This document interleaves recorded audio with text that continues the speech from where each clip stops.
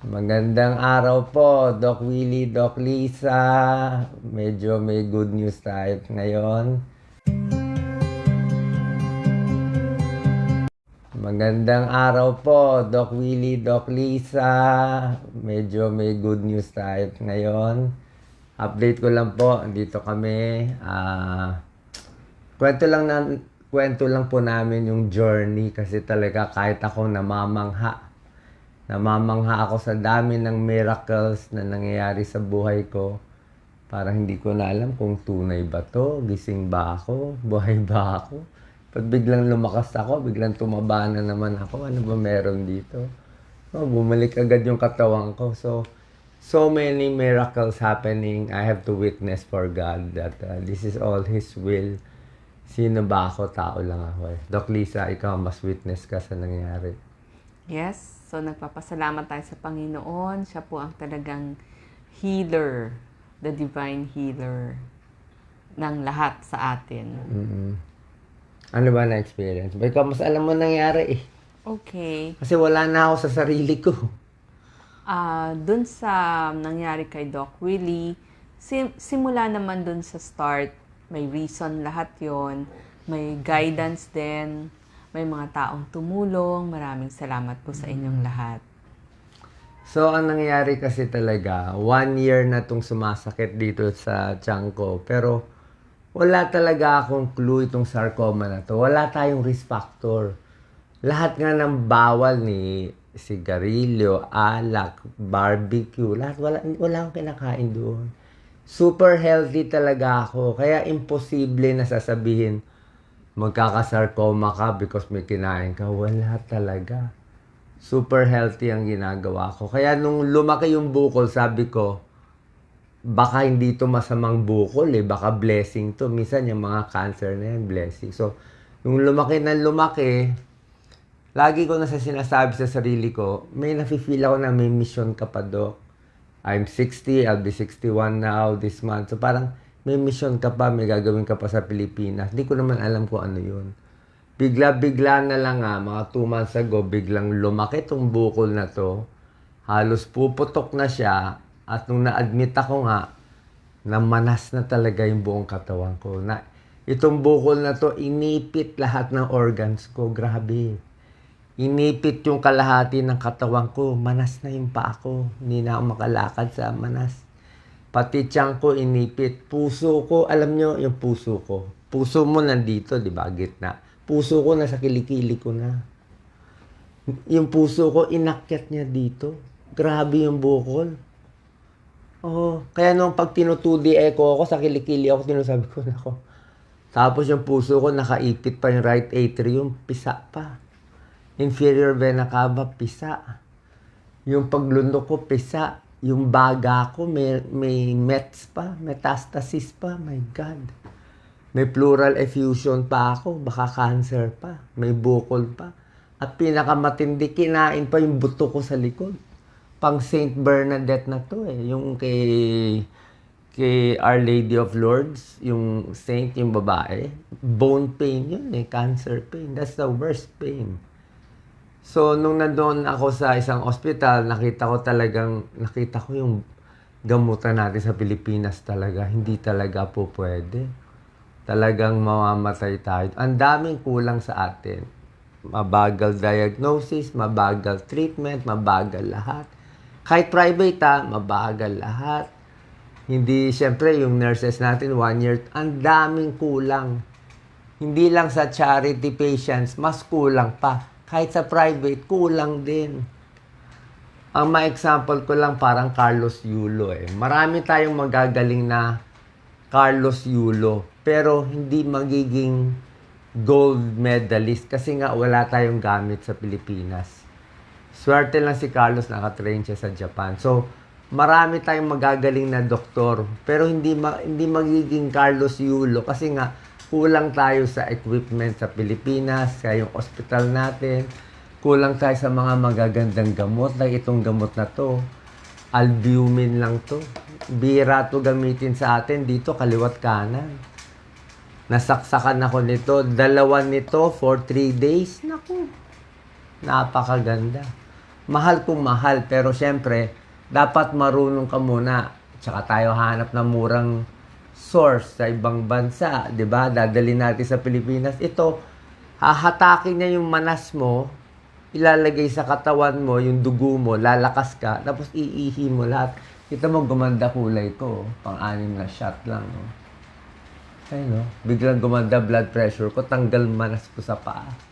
Yung mga sugat-sugat ko. So, one simple medicine like this, hindi na maisip ng senador natin. Kailangan nyo ako specialist Ang dami pa. Ito mga ganitong gamot, mga Neupogen. Lalo na tong Neulastine, wala na to sa atin to. So there are so many medicines for lymphoma, lung cancer, na dahil wala sa atin, kulang yung kaalaman, kulang yung coordination, nakita ko ang ganda ng setup dito. Madadala natin sa Pilipinas. Anyway, ang miracle is, nung nadala tayo dito, nakita ko, ang bilis ng gamutan. Oo, na-shock talaga ako. At mas na-shock ako, nung nalaman ko, puro politiko pala natin nandito. Oh my God. Doon ako naiyak. Biro mo, kayong mga politiko. Dito kayo nagpapakasasa. Sarap-sarap ng mga check-up nyo dito. Pag uwi nyo doon sa atin, mamimigay lang kayo ng bigas. My God. My God. You treat people like animals. Pinoys are not animals. Kaya wala akong nakapuntakot Feeling ko nga sa atin noon, 3 days na lang, sure ako patay na ako in 3 days. But here, nung unang video ko, di ko alam kung mabubuhay ako o hindi Nag-sepsis pa ako Pero ngayon, kita mo ginawa ni God. Diba, Doc Lisa? Na-shock yung doktor ko. Sabi ng doktor ko, si Dr. Ang Peng Tiam. Napakagaling. I don't know kung makaka-consult pa kayo kasi sobra siya puno. Hindi nga siya tumatanggap ng halos new patients Patients niya, mga prime minister na, mga ganyan-ganyan na. Pero nakalusot lang ako sa kanya, ayaw pa niya ako tanggapin. Meron lang nagmakaawa sa kanya. Ang sabi sa kanya kay Dr. Ang Peng Tiam, ito si Doc Willig, isingit mo, gamutin mo. Pag ginamot mo yan, marami pa siyang tutulungang Pilipino. Kaya ako naiyak doon. Para pag binuhay mo siya, marami siyang bubuhayin. Kaya ako tumatakbo Kaya wala akong choice Diba? Wala akong choice Dito ako dinala Kung patay-patay na ako. Itong bukol na to, ino-open up niya yung third eye ko. Nakita ko na nanay ko, sinusundo na ako. Na life review na ako, alam ko na ginawa ng bata ko. Pwede na talaga ako tumigil Ang sabi sa akin, pwede ka na umuwi sa langit. Tapos na mission mo, Doc. Marami ka na nagawa at 60. Pero kung gusto mo pa dagdagan sa Pilipinas, dadagdagan ka pa baka ng 7 years, 20 years. Maghihirap ka dyan. Maghihirap ka sa Pilipinas. Marami babati ko sa'yo, mahihirapan ka. Pero, tutulungan ka ng Diyos, marami ka masisave. Gusto mo pa ba? Siyempre, gusto ko pa ba? Diba? Yun naman purpose natin, diba? Maggaya si Jesus. Yun lang naman Kaya sabi mo, politiko ako. Ano pa isisinungaling ko? May cancer na ako. My God. Diba? At ang miracle dito, Lisa, yun na nga. Sabi nung doktor natin, si Dr. Ang Peng Tiam, napakagaling. Ang daming Pinoy dito. Diba? Ikaw na magkwento. Puro sinasabi na hopeless case sila sa Pilipinas. Siguro may 10, 20 na tayo nakusap. Puro hopeless case sa Philippines. Hopeless case. Pagdating dito, biglang gumaling. Doc Lisa. Yes, okay. Yung mga miracles po, ang dami-dami. So, talagang mabait si God. God is the divine healer. Yung una pa lang, di nagkasakit si Doc. Sabi nung kuya niya at saka ate niya, punta ka na doon. Kasi meron tayong kaibigan na gumaling doon. So, dali-dali, wala kaming dala kahit ano, lumipad kami dito. Walang pera, walang kahit ano. Wala na kaming nadala kasi from the hospital, diretso aeroplano, diretso na rin ulit sa dito sa hospital dito. Okay. And then, yung friend nga ng kuya namin, siya yung nagsabi na kay Dr. Ang Peng Tiam na tanggapin mo ito. So, yun lang, miracle na yun. Tapos, pagsakay pa namin ng airplane, may isang magaling na surgeon, katabi lang namin siya. So, natulog lang Tagabantay. siya the whole time. Pero, syempre, mas confident ka na. Kasi may katabi kang doktor, magaling daw na surgeon yon. Narinig namin dun sa mga crew ng airplane. Ayaw kasi ako paalisin sa hospital. Sabi ko, mamamatay na ako, ayaw nyo pa ako patakasin. May tubig daw kasi ako sa baga. Bawal daw mag-airplane. Sabi ko, mga pasyente natin sa PGH, kalahating baga, may tubig naglalakad Pagbigyan mo na ako, mamamatay na ako dito sa Pilipinas. Parang tayo nakakulong. We are like in jail in the Philippines. 'Di ba? Kasi iba yung gamutan talaga sa ibang bansa. Kailangan ma-apply natin. Gagawa tayo ng setup, ma-apply natin. Libo-libo mabubuhay. Hindi siya simple. You have to trust me. I got the brains to do it. If God gives me the time, I will do it. Hindi ko kayo papahiyain sa Senado yung Sa likod lang, imi-meeting ko yung mga ospital na yan. Bilisan yung mga report, di ba, Doc Lisa? Huwag naman maghihintay ng pathology report na 2 weeks, 1 month, patay na yung pasyente. Di ba? Di ba? Hindi na aabot yung pasyente. Anyway, ano nga yung kinakwento? Okay, so, ang second po na miracle doon, napunta tayo sa isang magaling na doktor at magaling na ospital. So, lahat sila, yung mga Pinoys dito, sinasabi, isa ho yan sa pinakamagaling dito.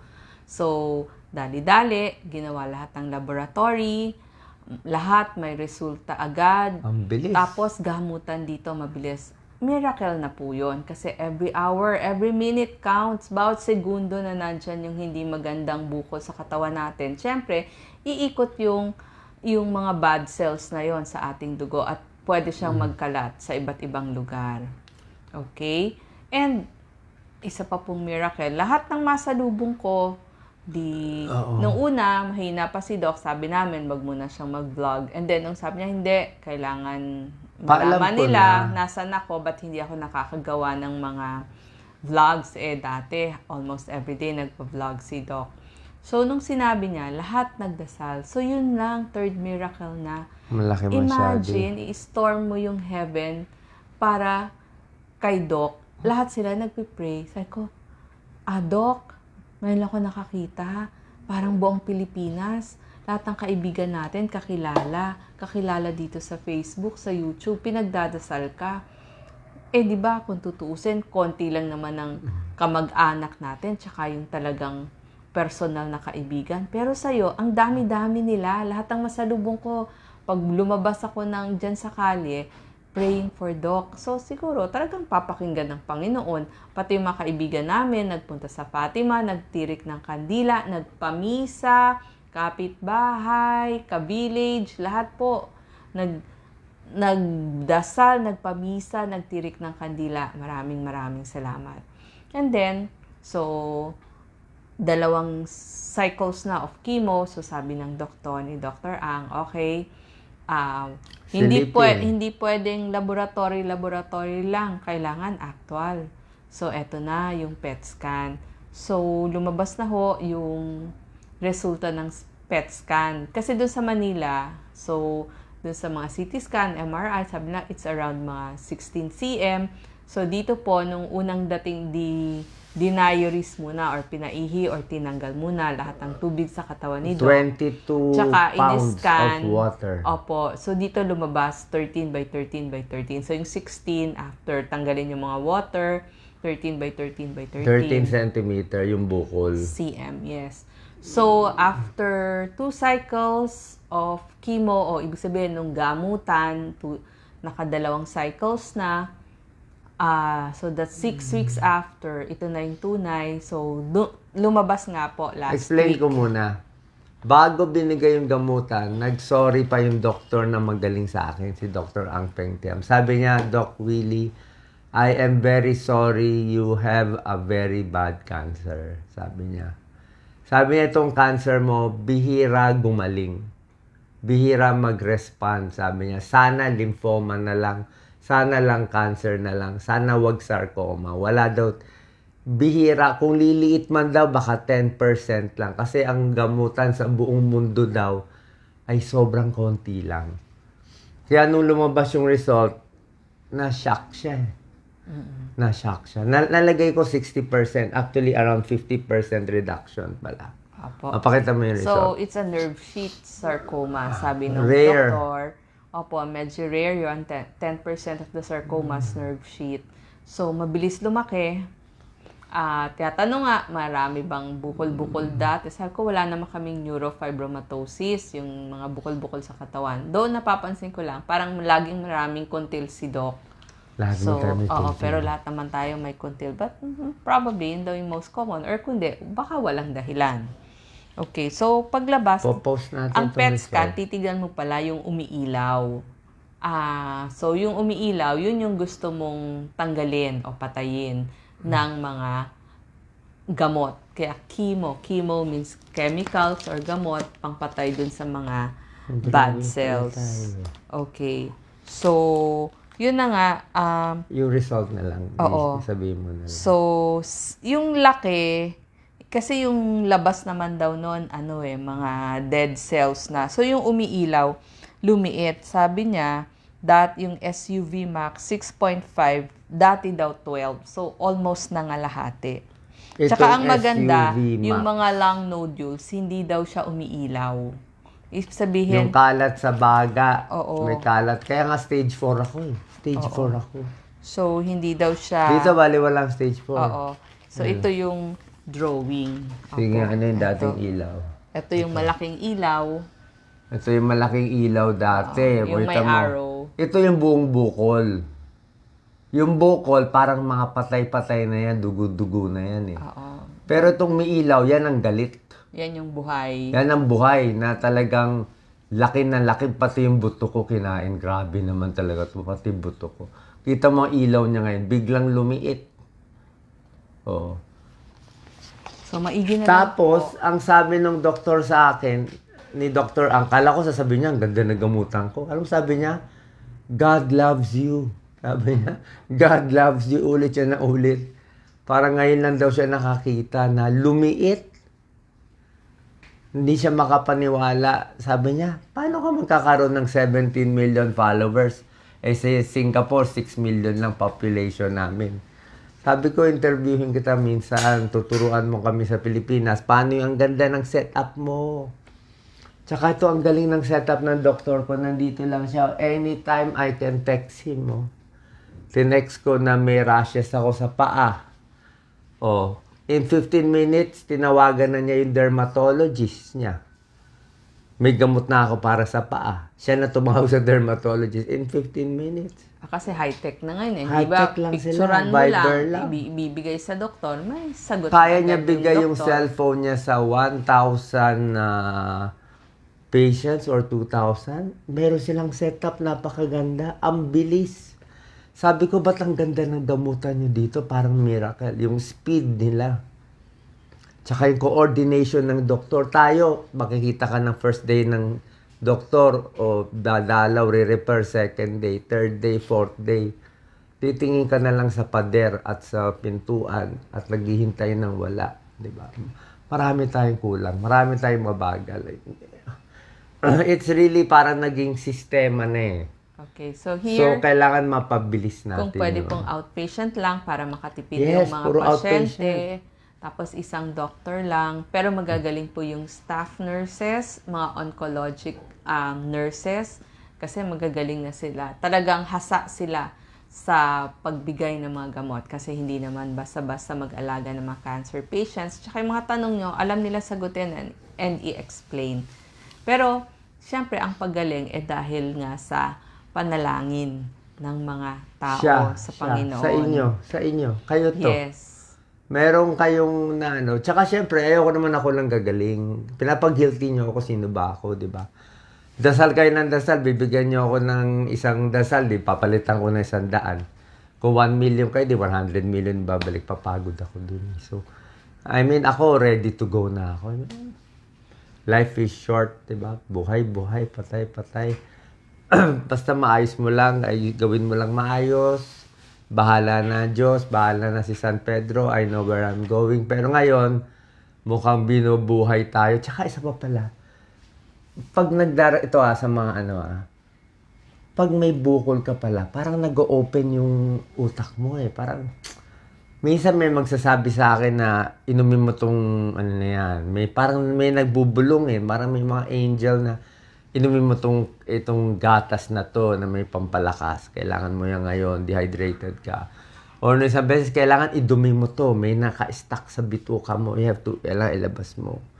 O minsan, dapat ito pupuntahan mo doktor, itong gagawin mo. Merong mga sense na unti-unti nafe-feel ko lang pag sa gabi.